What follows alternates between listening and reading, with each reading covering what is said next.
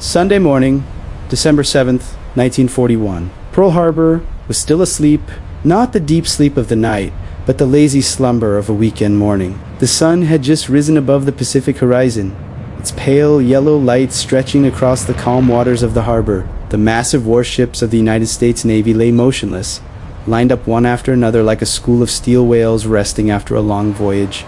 On the deck of the USS Arizona, a few young sailors had just finished their night shift. They took off their hats, rubbed their eyes, and chatted and laughed about breakfast. Some were thinking about letters from home.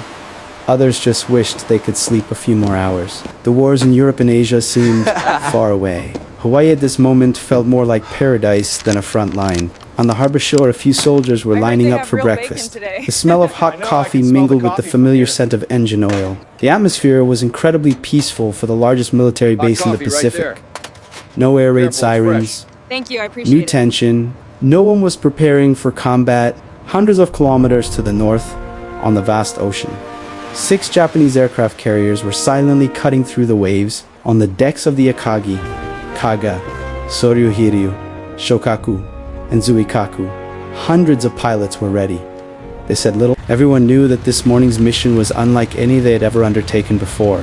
At 7:40 a.m. at Pearl Harbor, a U.S. radar station north of Oahu detected a large, approaching signal. The screen displayed a dense cluster of dots. The radar operator reported to his superiors.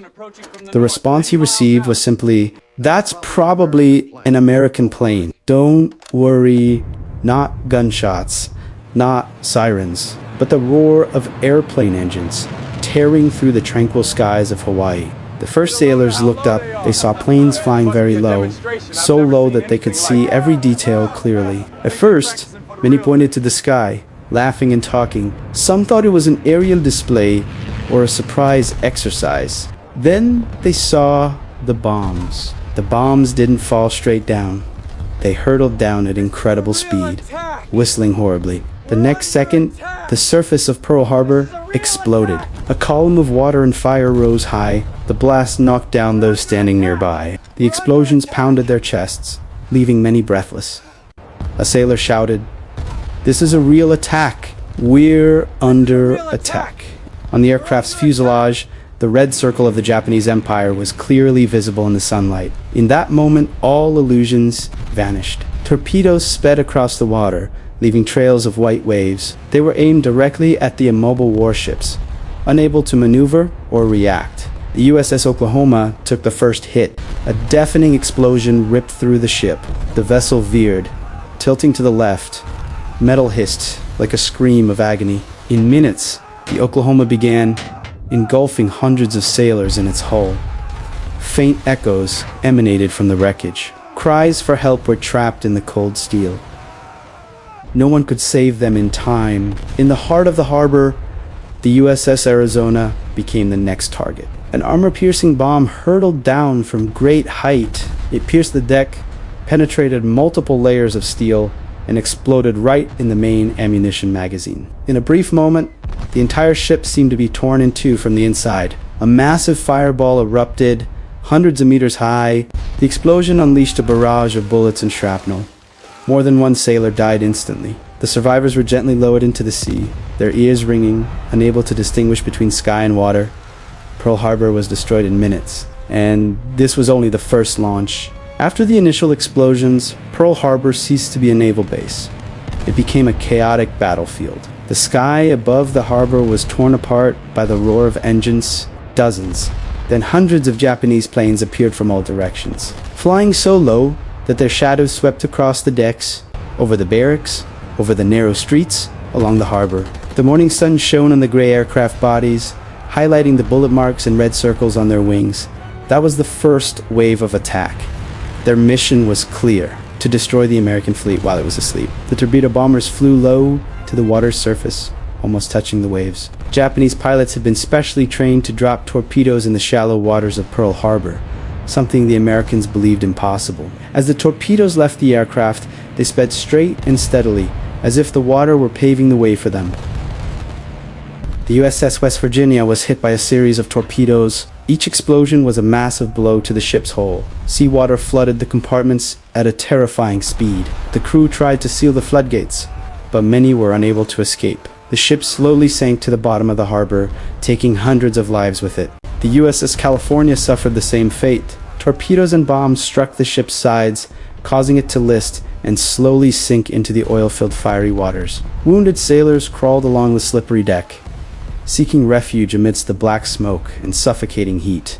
In the air, planes plunged almost vertically downwards. The whistling wind mingled with the final blare of air raid sirens, but it was too late. Bombs struck hangars, fuel depots, and military barracks. Each explosion created a thick column of black smoke, obscuring the blue sky of Hawaii. On the ground, chaos reached its peak. American soldiers scrambled for weapons. Many anti-aircraft guns were still locked and unloaded. In some places, the keys to the ammunition cabinets were missing. In other places, the commanders had been wounded or killed in the first few minutes. Disjointed orders rang out amidst the explosions, but no one could hear anyone else. Some sailors on the deck returned fire desperately with machine guns. The tracer rounds ripped through the air, but the Zeros were too fast, too agile. They circled, firing accurate bursts of bullets, sweeping across the deck, past the command tower, past those trying to save their comrades. At Hickam Air Force Base, American planes lined up wing to wing, noses pointing in the same direction, a peacetime rule for easy control. This made them perfect targets. Bombs and machine gun fire ripped apart countless planes before they could even leave the ground. Many pilots died in the cockpit before they could understand what was happening. Black smoke, red flames, and screams engulfed the entire area. In the center of the harbor, the wreck of the USS Arizona still burned fiercely. The fire spread across the water as oil spilled from the damaged ships. Sailors jumped into the sea to escape, but many were surrounded by burning oil. They struggled desperately, caught between fire and water, with no way out. Medical teams tried to reach the wounded, but they themselves became targets. Japanese planes indiscriminately attacked warships and ports. Anything that could support the American fleet was bombed. On a sinking ship, a group of sailors were trapped in a dark compartment. The water rose centimeter by centimeter. The air was dwindling. They pounded on the hull, hoping someone outside would hear them.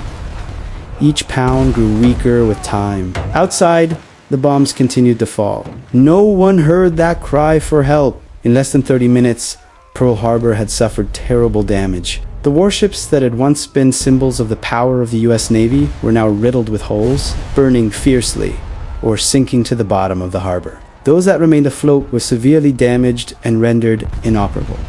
In the sky, the Japanese pilots began withdrawing from the first wave of attacks.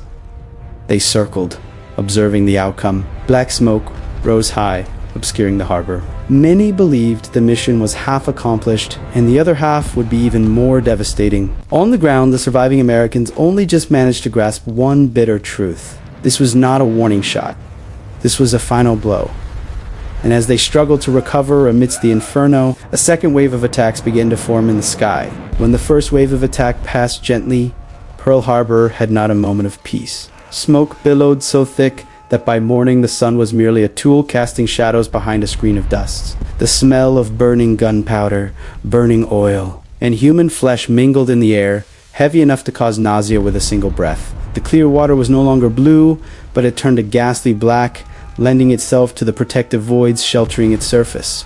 In the heart of the harbor, the once proud American warships were now twisted blocks of steel. The USS Arizona was no longer a ship in the true sense of the word. Its bow was submerged, its stern protruding from the water, engulfed in fire and smoke. Inside, the remaining compartments resembled a deadly labyrinth. The surviving sailors were trapped in the darkness, their ears ringing from the explosion, many suffering severe burns and torn flesh. Some men tried to crawl toward the faint light of the escape route, but each step was painful.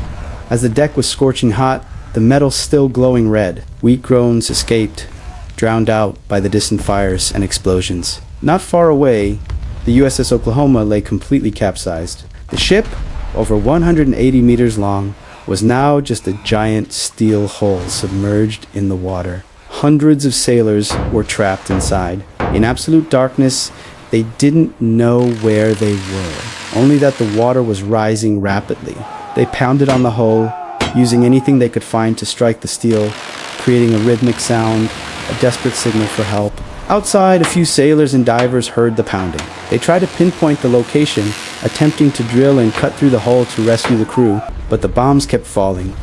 The bullets kept flying. Each time a Japanese plane crashed down, all rescue efforts had to stop. Those trapped inside could only wait in the darkness, not knowing if anyone would arrive in time. East of the harbor, the USS West Virginia and USS California were submerged in the murky water. Their turrets tilted, many guns bent or blown apart. Surviving sailors climbed onto the remaining floating sections of the ships, coughing from the smoke, their eyes stinging from the oil and flames. Some people jumped into the sea to escape, but immediately realized a fatal mistake. The oil slick on the water caught fire, creating long trails of flames. Anyone swimming through it suffered severe burns. Screams echoed throughout the harbor, then faded away. On shore, makeshift medical stations were hastily set up. Doctors and nurses worked in unimaginable conditions. Operating tables were anything that could hold the injured wooden crutches, dining tables, even the floor. There were not enough bandages, not enough anesthetic, not enough blood. Many surgeries were performed while bombs were still exploding. Doctors had to operate while lying prone on the ground whenever planes flew overhead. Screams of pain, prayers, and cries mingled together, creating a terrifying symphony of war. Meanwhile, in the air, the Japanese pilots returned with a second wave of attacks. They saw a scene that was both successful and chaotic. The American fleet was heavily damaged, but many targets were still operational. They lowered their altitude, preparing to attack again. On the ground, the American soldiers, still able to wield their weapons, began to return fire more effectively. Some of the last anti-aircraft guns were finally loaded. Anti-aircraft rounds exploded in the air, creating clouds of white smoke. Several Japanese planes were hit, smoked, and then crashed into the sea. Each downed plane was a rare moment of hope amidst despair, but the number of Japanese planes was overwhelming. The battle dragged on, each minute feeling like an hour. Those at Pearl Harbor lost all sense of time. Only the endless explosions followed one another, and the feeling that hell would never end. In a corner of the harbor, a young sailor sat leaning against a concrete wall, his hands trembling as he clutched his helmet. Blood flowed from a wound on his forehead, but he felt no pain. His eyes were vacant, staring into space, as if his mind had left his body to escape the horrific reality. Around him, Pearl Harbor blazed. The warships that were once the pride of the U.S. Navy were now mere dying steel wrecks. The survivors understood that no matter when the battle ended, none of them would ever be the same people they were that morning. And while the smoke and flames still hadn't cleared, the attack was far from over. When the second wave of attacks began, Pearl Harbor had nothing left to lose. Black smoke obscured the sky to the point that the morning sunlight vanished completely. The vast harbor was now a chaotic mass of fire, steel, and water. Severely damaged warships lay motionless, while sunken vessels only revealed their distorted turrets protruding from the water like metal tombstones in a war graveyard. The roar of Japanese aircraft engines rose again, this time lower, closer, and more prolonged. The Zeros and dive bombers returned, circling above Pearl Harbor like vultures stalking their dying prey. On the ground, the Americans finally managed to organize a resistance. The anti-aircraft guns were pulled out, and ammunition was hastily loaded. Those who had never fired anti-aircraft guns before had to learn in a few minutes amidst bombs, bullets, and smoke. The crisp sound of the shells echoed, creating plumes of white smoke in the sky. Each time a shell exploded near a Japanese plane, those on the ground held their breath, hoping to see one fall. And then it happened. A Japanese plane was hit by gunfire, emitting thick black smoke. It wobbled, lost altitude, and then plunged straight into the sea, leaving a large column of water behind. Faint cheers erupted from a few groups of soldiers, not of joy, but because it was the first sign that they were not entirely helpless. But that hope was fragile. The Japanese planes changed tactics. They flew higher, diving almost vertically down onto remaining targets. Armor-piercing bombs fell again, targeting warships that hadn't completely sunk. Repair facilities, fuel depots, and barracks. The USS Nevada, one of the few ships still capable of moving, attempted to leave the harbor. The ship cut through the water slowly, black smoke rising from multiple bullet holes. The crew hoped to get it out to sea to avoid being stranded and becoming an easy target, but the USS Nevada became a clear symbol on the water and a perfect target. Japanese planes concentrated their firepower. Bombs rained down incessantly all around. Finally, to avoid sinking right into harbor exit and blocking other ships, the Nevada was forced to run aground. The ship came to a halt in the smoke and flames, like a severely wounded animal collapsing before it could escape. Everywhere, people fought for survival. Rescue teams continued working under unimaginable conditions. They crawled through red-hot steel, pulling the injured out of the fires. Many severely injured still tried to help others, then collapsed from blood loss or exhaustion. In a field hospital, doctors performed surgeries continuously without rest. Their hands trembled with fatigue, but no one dared stop. Outside, bombs exploded, shaking the entire building. Pieces of the ceiling fell, but the surgeries continued. A young nurse wiped the sweat from her forehead, then bent down over the soldier lying on the table. She didn't know his name. She only knew that if she stopped, he would die. In the air, some of the last American pilots managed to take off from the runways that hadn't been completely destroyed. They plunged into the sky filled with Japanese planes in small numbers, with limited ammunition and almost no coordination. It wasn't a balanced air battle, but it was a desperate attempt to reclaim the skies. American planes were shot down rapidly, but each time they hit a zero, it was confirmation that Pearl Harbor wasn't entirely over. Time passed slowly. The attack lasted nearly 2 hours, but for those there, it felt like a lifetime. As the second wave began to recede, the sky grew quieter. The sound of engines faded, then died down completely. Silence returned, but it was the silence of death. Smoke still rose from the wrecks. Fires still smoldered. The groans of the wounded echoed everywhere, weak but persistent. Pearl Harbor no longer screamed. It whispered in agony. The survivors emerged from their hiding places, looking around in stunned disbelief. They saw what remained of that morning, the charred wreck, the oil-covered waters, and comrades who would never rise again. The attack was over, but the tragedy was far from over. As the last aircraft engines faded from the Hawaiian sky, Pearl Harbor fell into a strange state. No more deafening explosions, no more ear-splitting roars. Only the scattered sounds of survival remained, the crackling of fire, the expansion and contraction of hot metal, and the faint moans echoing throughout the harbor. Thick black smoke still hung over the water, so dense it stung the eyes and choked the breath. The sun, now high in the sky, was just a faint glow behind the smoke, illuminating a scene no one could believe they were witnessing. The survivors began crawling out of their shelters. They walked slowly, dazed, like shadows. Their clothes were tattered, their skin scorched, their faces covered in ash and oil. Many had lost their helmets and shoes. They were left without even weapons. They didn't know where to go, only that they were still alive. Rescue operations began immediately, even without orders. Sailors, soldiers, doctors, mechanics, everyone became a rescuer. They climbed the burning wrecks, regardless of the risk of further explosions. They waded through the oil-soaked water, using their bare hands to pull the injured out of the flames. On the overturned USS Oklahoma, knocking could still be heard. Each knock was a plea for help. The rescue team used hammers and cutting equipment to try to reach them. Each cut through the steel was a race against time. Inside, the air was not being gradually released. Water continued to be supplied. Some were rescued, coughing violently, exhausted, but still alive. Some never received a verbal response. Each opening brought with it both hope and despair. On other ships, it could be stretched ashore and lined up in rows. Some were unrecognizable. Some still clutched their comrades' hands.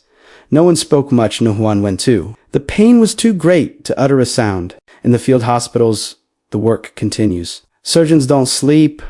Nurses change bandages for hundreds of injured people. Many have burns so severe they can't lie still. There isn't enough painkiller. Many surgeries are performed while patients are still conscious, clenching their teeth to keep from screaming. Blood stains the floor red. In a corner of the room, a young doctor leaned against the wall for a few rare seconds.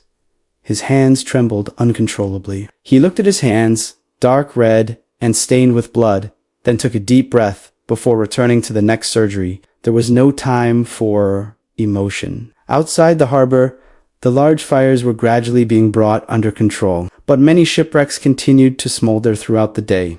Small explosions occasionally rang out as leftover ammunition or fuel detonated, startling everyone into thinking the attack had returned. Many sailors sat slumped on the ground, their backs against wooden barrels or concrete walls, their eyes staring into the distance. They had lost friends, their commander, their entire familiar world in just a few hours. Some began to weep, unable to hold back any longer. Others felt completely empty. On the harbor shore, the American flag still flew. It was smoke-stained, torn in places, but it remained. Many people stopped to look at the flag in silence. No one spoke, but everyone understood.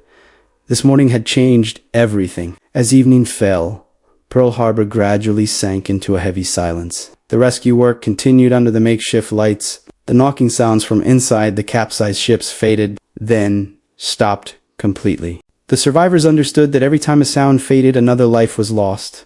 That night, few slept. Those who closed their eyes relived the morning's events. Planes crashing, bombs exploding, falling comrades. Pearl Harbor was not only physically devastated, it left a deep wound in the minds of all who had been there. And as darkness enveloped the harbor, everyone shared the same feeling. The battle was over, but its echoes would never fade. Night fell slowly and heavily over Pearl Harbor. The flames of the day were gone, but smoldering embers still blazed throughout the harbor, casting gloomy red streaks across the sky. Smoke lingered, hovering above the water like a giant funeral shroud. The harbor was shrouded in an eerie silence. It wasn't the tranquility of nature, but the silence after the disaster, where every sound carried the meaning of loss. Occasionally, a faint metallic sound would fall into the water. Occasionally, a groan of pain would rise and then fade into the darkness. The rescue teams continued working throughout the night. Under the makeshift flashlights and searchlights, they waded through the charred wrecks, continuing their search for survivors. Each compartment opened was a moment of breathless anticipation. Each section cut through the hull was a silent prayer. On the USS Oklahoma, the final efforts were being made. As the steel plates were opened, many compartments were filled with water and corpses. The sailors who had been banging on the hull for hours finally gave up waiting. The rescuers silently pulled the bodies out, laid them neatly, and covered them with tarpaulins. No one spoke a word. At other ships, salvage operations began cautiously. Technical officers examined each section of hull that remained afloat, assessing which ships could be saved and which were lost entirely. But at that point, numbers and plans were almost meaningless. Pearl Harbor lost not just ships. It lost people. As dawn approached, a gentle breeze blew, carrying away some of the smoke from the water's surface. For the first time in hours, the full extent of the disaster became clear. The warships that had once stood in neat rows now lay tilted, charred, partially or completely submerged. The sea was calm, but stained with oil and debris. The dawn of December 8th, 1941, rose slowly. The first rays of light shone upon Pearl Harbor, a cruel reminder that the world continued to turn, even after what had just been hell. The survivors watched the sunrise in silence. No one cheered. No one spoke. Each carried within them a long list of names that would never be spoken again. Bodies continued to be brought ashore. Medical teams worked on identification under extremely difficult conditions. Many had no identification papers. Many faces were Some were identified only by necklaces, rings, or small tattoos on their skin. In one corner of the harbor, the USS Arizona more than 1,000 sailors remained inside the ship's hull, which became their permanent burial ground. No one attempted to salvage the ship anymore. It had become part of Pearl Harbor and of collective memory. In the camp, the survivors began writing letters home. They didn't know where to begin. Many letters were just a few short lines stating that they were still alive. Some wrote for a long time, then tore up and rewrote, unable to find the words to adequately describe what they had seen. Pearl Harbor was now devoid of laughter and familiar rhythms of life. Everything operated in a state of silence, tension, and sorrow. But beneath that pain, another feeling was gradually forming, a cold, hard, and irreversible feeling. The survivors understood that yesterday morning was more than just a battle. It was a turning point. Pearl Harbor had changed them. It transformed young men into seasoned veterans in a single day. It shattered their illusions of safety and brought war right to their doorstep. As the sun rose higher, the American flag was raised again, replacing the old, scorched flag. The new flag fluttered in the gentle breeze, standing out against the gradually returning blue sky. There were no solemn ceremonies, no speeches, only silent gazes filled with pain, indignation, and an unspoken vow. The guns fell silent at Pearl Harbor, but from the ashes, one thing was certain. This war has only just begun. Pearl Harbor did not return to normal overnight. The following morning, as the sunlight shone more brightly over the harbor, the survivors truly saw the full scale of the disaster. The darkness of the night had obscured the devastation. By day, there was nothing left to hide. The warships that were once the pride of the U.S. Navy now lay motionless, charred and deformed. Some had sunk completely to the bottom of the harbor, with only their masts and turrets protruding above the water. Others tilted precariously to one side, as if a mere touch could cause them to collapse. The water was still stained with oil. Although the major fires had been extinguished, streaks of black oil still floated silently, reflecting the sunlight with a hideous glow. The smell of burnt oil lingered, clinging to everyone's clothes, hair, and skin. The survivors moved slowly through the harbor like sleepwalkers. No one spoke loudly. No one laughed. The few words uttered were short and quiet, as if afraid to disturb the dead. The salvage operation began. Technical teams inspected each ship. They climbed the chart holes, tapped on the steel, measured the water level. They marked locations where salvage was possible. Some ships were deemed salvageable. Others were simply noted lost entirely. The USS West Virginia, the USS California.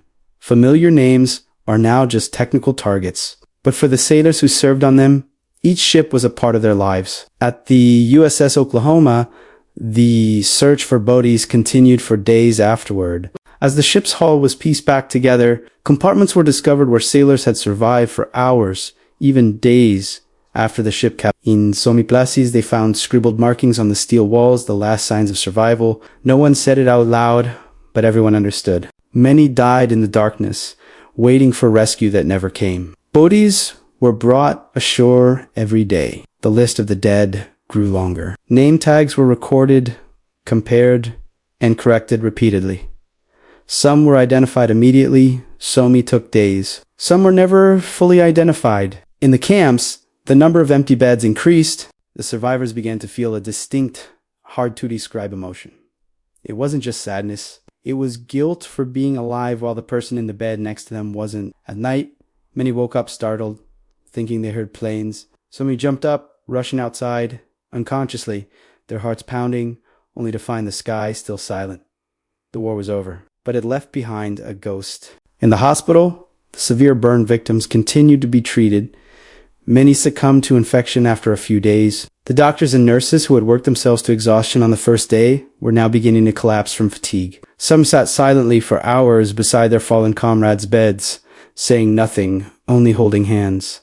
No words needed. In a corner of the harbor, the USS Arizona still lay there. No one touched it. No one ordered it salvaged. The ship was left as it was, like a mass grave. Passersby would often stop for a moment, bow their heads slightly, and then move on. There were no headstones, new coffins, only steel, water, and memories. As the days went by, Pearl Harbor gradually resumed operations, but never the same as before. Shifts were increased, defenses were tightened. People worked faster, more seriously, and spoke less. The innocence was gone. The boys who once thought Hawaii was safe now understood that nowhere was truly safe. War could come at any time, from any direction, and without warning. On a quiet afternoon, a sailor stood gazing out at the water. A gentle breeze blew, carrying the familiar scent of salt. If one didn't see the wrecks and burn marks, one might think Pearl Harbor had never been attacked. But he knew. They all knew. There are mornings that will never return. There are people who will never set foot on a ship again. Pearl Harbor survived, but it carries a scar that will never heal.